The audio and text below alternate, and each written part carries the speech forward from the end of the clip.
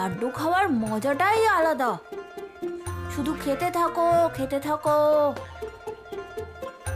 দাদা, লাড্ডু তো সারা জীবন খেতে পারবে, এখন আগে সমস্যার সমাধান তো খোঁজো। কানাই, সমস্যা থাকলে তবে তো তার সমাধান খুঁজবো, কিন্তু বৃন্দাবনে তো কোনো সমস্যাই নেই। আমি যাকেই দেখছি সে ভগবান হতে চাইছে।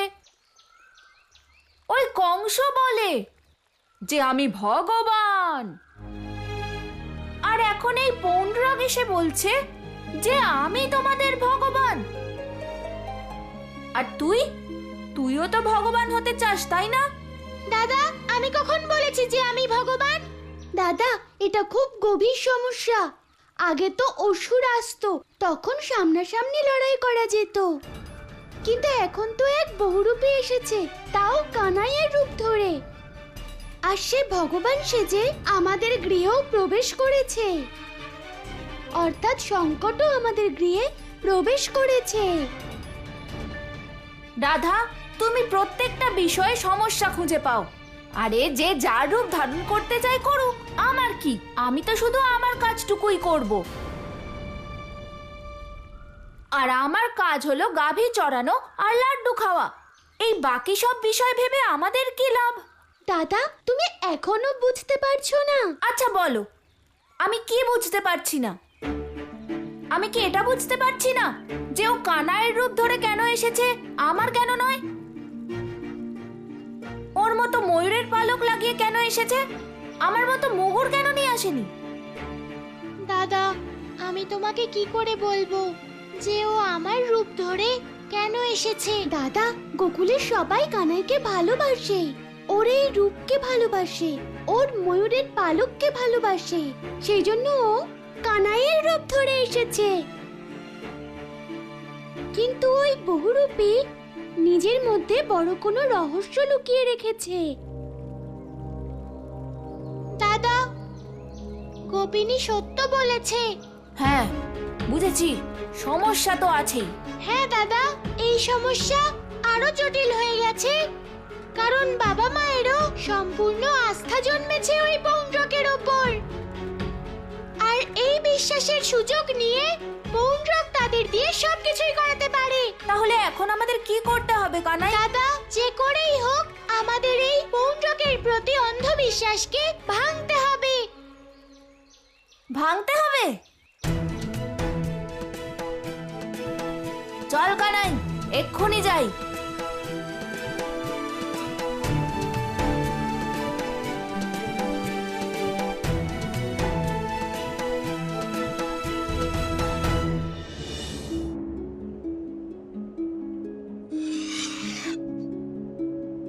হে গোবিন্দ, সবাইকে রক্ষা করো, মুক্ত করো সবাইকে এই দানবের হাত থেকে। আমি নিজের চিন্তা করি না, আমার এই জীবন তো তুমিই দিয়েছ, তোমাতেই বিলীন হয়ে যাব। কিন্তু আমার পরেও এই দানব সবাইকে কষ্ট দিতে থাকবে। সবাইকে রক্ষা করো। এই বালককে ভক্ষণ করে সত্যিই আমার খিদে মিটবে না, আমাকে অন্য কিছু ভাবতে হবে। হে গোবিন্দ, এই সম্পূর্ণ সৃষ্টি তোমার, এই সংসারের মানুষদের তুমি রক্ষাকর্তা। সবাইকে রক্ষা করো প্রভু, রক্ষা করো। रक्षा करो हे ब्रज के स्वामी, बना है संकट ये खनगामी, करो दूर ये विपदाएं, सखा मेरे नारायण, मन हर क्षण जपता जाए, ऐसा मेरे नारायण। जय जय हरि हरि जय नारायण।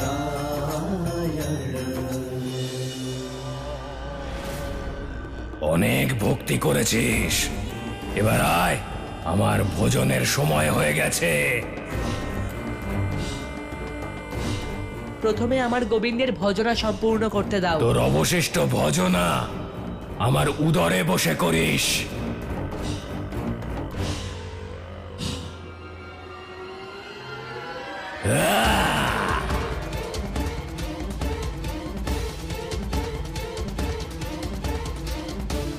গোবিন্দের ভজনা সম্পূর্ণ না করে আমি কোথাও যাব না। তুই এভাবে কথা শুনবি না গোবিন্দ ভক্ত। আগে তোকে পোড়াবো, তারপর তোকে খাবো।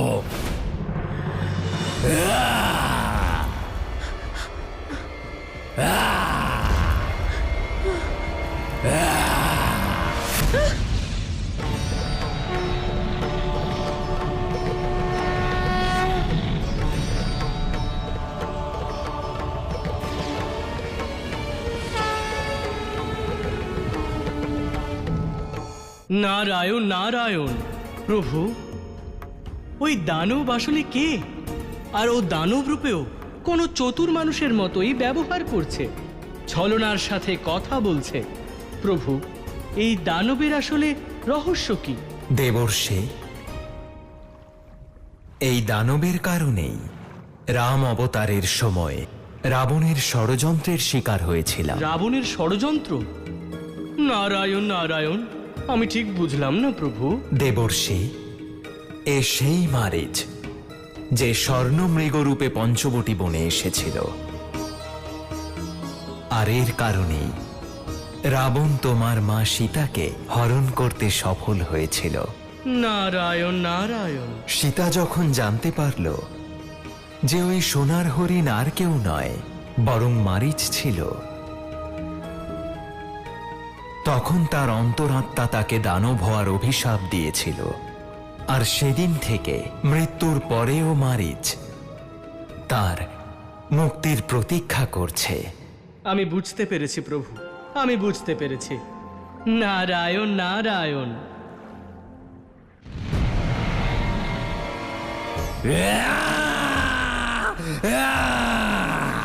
গোবিন্দ ভক্ত, আমার সঙ্গে যখন আমার গোবিন্দ আছে, তাহলে আমার কিসের ভয়? এবার তো আমি আমার গোবিন্দের ভজনা সম্পূর্ণ করবই।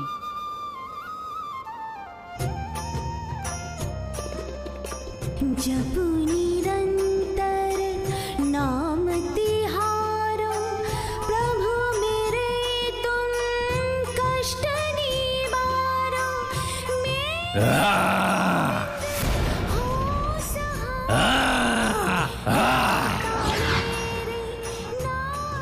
এবার তুই মরবি গোবিন্দ ভক্ত।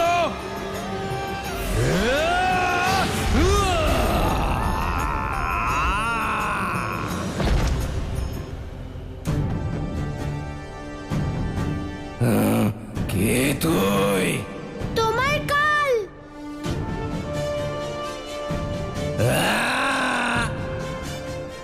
তুই আর আমার কাল? কেন ঠাট্টা করছিস বালক? ওই দেখ, নরমুণ্ডের পাহাড়। বড় বড় বলবানরা এখানে এসে থর থর করে কাঁপে। দানব, তোমাকে ধর্মের পথে ফিরে আসার শেষ সুযোগ দিচ্ছি। যদি এই কথাটা তুমি বুঝতে পারো, তাহলে তোমার প্রাণ বেঁচে যাবে। আর যদি না শুনি তাহলে? তাহলে তোমার মস্তক ওই নরমুণ্ডের স্তূপে পড়ে থাকবে। ভালোই হয়েছে যে তুইও এখানে মরার জন্য এসেছিস। আমি অনেকক্ষণ ধরে ভাবছি এই দুর্বল আর কৃষকায় বালককে ভোজন করে আমার খিদে কি করে শান্ত হবে। এবার আমি তোদের দুজনকেই একসঙ্গে খাবো, একজনের বদলে দুজন, আর এতে ভীষণ আনন্দ পাবো। তোমার যদি আনন্দ পাওয়া হয়ে গিয়ে থাকে, তাহলে শেষ ইচ্ছেও আমাকে জানিয়ে দাও। কারণ তুমি এই দুর্বল আর অসহায় মানুষদের হত্যা করেছো, তাই এবার তোমার বিনাশও নিশ্চিত। ভক্তগণ, এই সংসারে দুঃখের প্রকৃত কারণ হলো কর্ম। সেই জন্যে তোমাদের কর্মকে নিজেদের জীবন থেকে চিরকালের মতো ত্যাগ করতে হবে। কিন্তু ভগবান, কর্মযোগের দর্শন তো শেখায় যে কর্মই জীবন। কর্মযোগ, ওই দর্শনের সব কথা মিথ্যে। তার ফলেই তো এই সংসারে দুঃখ বেড়ে চলেছে। সেই ভুল সংশোধন করতেই তো আমি অবতীর্ণ হয়েছি। আর তাই আমি বলছি, যদি সুখে থাকতে চাও তাহলে নিজেদের জীবন থেকে কর্মকে ত্যাগ করো। পৌণ্ড্রক, এ তুমি কি বলছো? যদি কর্ম ত্যাগ করি তাহলে আমাদের জীবন কি করে চলবে? আর আমার কানাই বলে যে জীবনে কর্মের স্থান সবার উপরে। ভক্তগণ, তোমরাই বলো যে কর্ম বড় নাকি ঈশ্বর? প্রভু, ভগবান পৌণ্ড্রক, ঈশ্বরই তো বড়। হ্যাঁ, তাহলে কর্ম করার কি আবশ্যকতা? যে ফল তোমরা কর্ম করে লাভ করো তা তোমাদের ঈশ্বর কিছু না করেই দিচ্ছেন। আমি তোমাদের সেই সব দেব যা তোমাদের প্রয়োজন। তোমাদের কর্মকে চিরকালের জন্য ত্যাগ করতে হবে। পৌণ্ড্রক, সবাইকে বিভ্রান্ত করার চেষ্টা করো না, কারণ কানাই বলে কর্মণে ওয়াদিকা রস্তে মা ফলেষু কদাচন। অর্থাৎ কর্ম করো কিন্তু ফলের আশা করো না। হ্যাঁ, এই কথাটাই তো আমি বলতে চাইছি। যেই কার্যের ফল অনিশ্চিত, সেই কার্য করে আমাদের কি লাভ? আমাদের সেই কর্মই করা উচিত যার ফল আমরা জানি।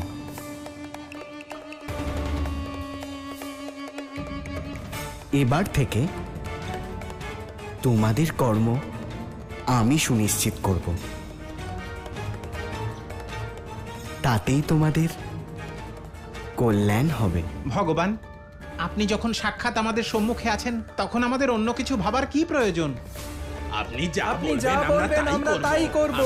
হ্যাঁ হ্যাঁ ভগবান, আপনি যা বলবেন আমরা তাই করব। আমার শেষ ইচ্ছা, হ্যাঁ, একটা ইচ্ছে আছে আমার, তোকে খেয়ে ফেলার।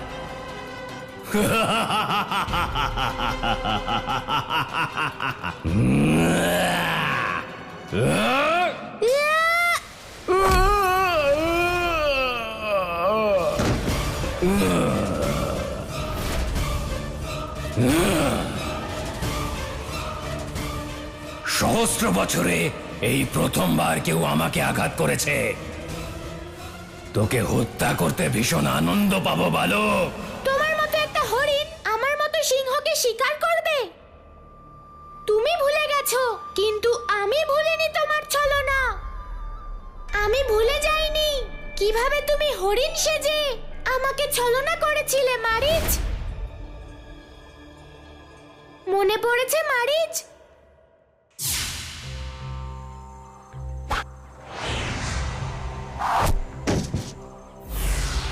লক্ষণ, আমাকে সাহায্য করো লক্ষণ।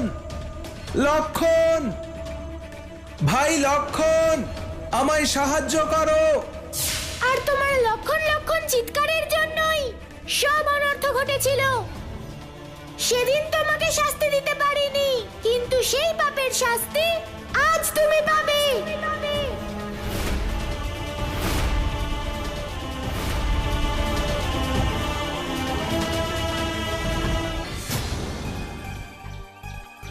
ভক্তগণ, আজ থেকে তোমরা কর্মের নয় বরং ফলের আশা করবে। আর তোমাদের ভগবান পৌণ্ড্রক তোমাদের মনোবাঞ্ছা পূর্ণ করবেন। কাকি,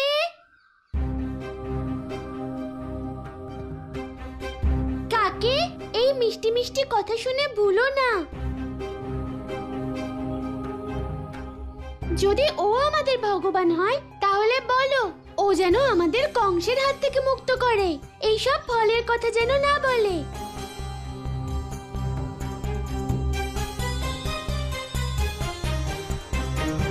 ভগবান, রাধামা সত্য কথাই বলছে।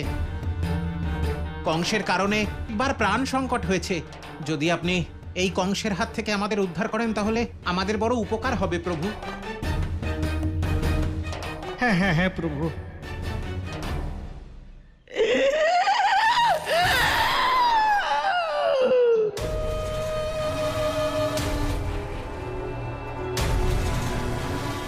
দামোদর, না, কংস নয়, ভগবান কংস বলো। আর তুমি পুণ্ড্রক, গোয়ালাদের ভগবান সেজে বসে আছো। পুণ্ড্রক, প্রথমেই কংসের সেবকের হাত থেকে এদেরকে রক্ষা করে দেখাও, তারপর নিজেকে এদের রক্ষক আর ভগবান বলো। ঠিক আছে? সবকিছুই ছলনা না ভেবে মেনে নেব। চলো শুরু করা যাক।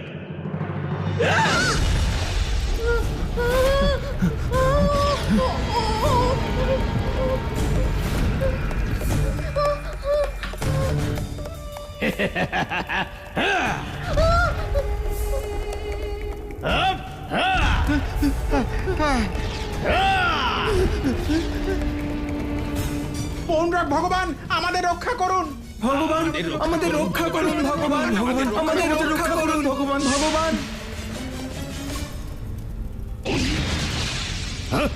পুণ্ড্রক ভগবানের জয়। পুণ্ড্রক ভগবানের জয়। পুণ্ড্রক ভগবানের জয়।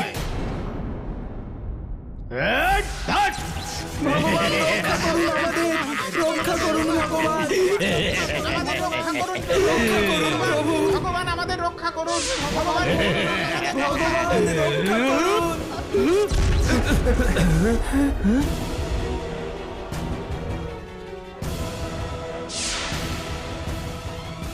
পুণ্ড্রক ভগবানের জয়। পুণ্ড্রক ভগবানের জয়। পুণ্ড্রক ভগবানের জয়।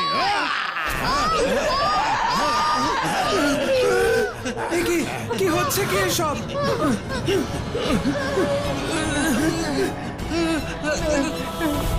আমরা তো আকাশে পৌঁছে গেছি।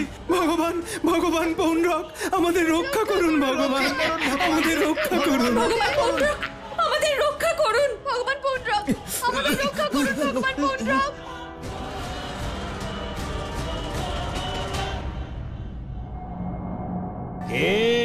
ভগবান পুণ্ড্রক, তোমার পায়ের তলা থেকে মাটি সরে গেল তো? এবার নিজের ভক্তদের রক্ষা করো।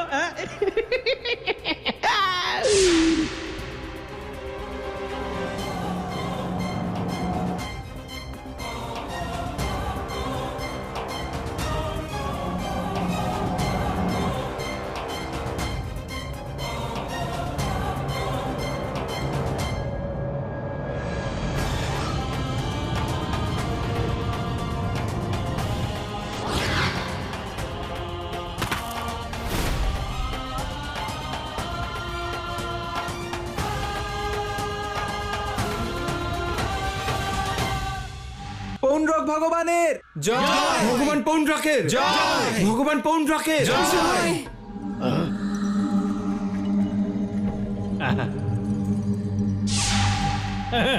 আমাকে আমাকে ক্ষমা করে দিন। আমাকে ক্ষমা করে দিন। আমায় ক্ষমা করে দিন ভগবান পুণ্ড্রক। আমি তো শুধু ভগবান কংসের আদেশের পালন করছিলাম। আমায় ক্ষমা করে দিন। আজ থেকে আপনি আমারও ভগবান পুণ্ড্রক। ভগবান পুণ্ড্রক, বলো বলো ভগবান পুণ্ড্রকের জয়। জয় বলো ভগবান পুণ্ড্রকের জয়। ভগবান পুণ্ড্রকের জয়। ভগবান পুণ্ড্রকের জয়। ভগবান পুণ্ড্রকের। দানব, আমাদের প্রতিটি কর্মের ফল ভোগ করতে হয়, সে ভালো কর্মই হোক বা খারাপ।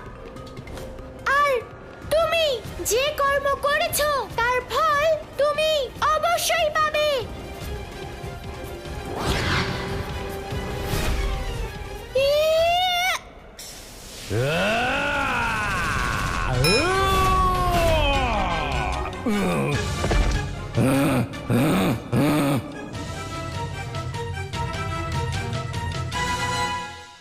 তুই ছোট্ট বালক হলেও যুদ্ধের কৌশল ভালোই জানিস।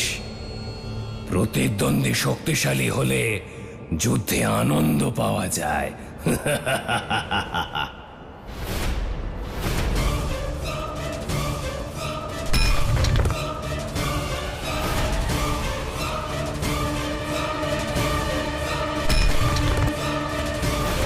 পালিয়ে গিয়ে তুই জীবন বাঁচাতে পারবি না বালক। এবার তোকে আমি খাবোই খাবো।